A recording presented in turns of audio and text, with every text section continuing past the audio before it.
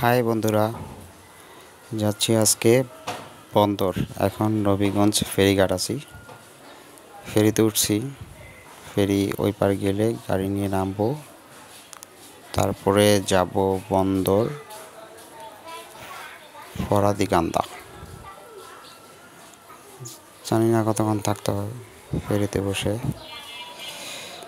বসে তো আসি, চলে আসছি কাছাকাছি গাইস।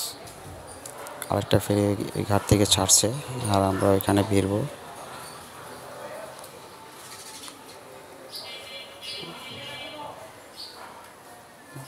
এখানে দেরিটা হয় ফেরির কারণে। চলে আসলাম এবার, গাড়ি নিয়ে নেমে পড়ছি।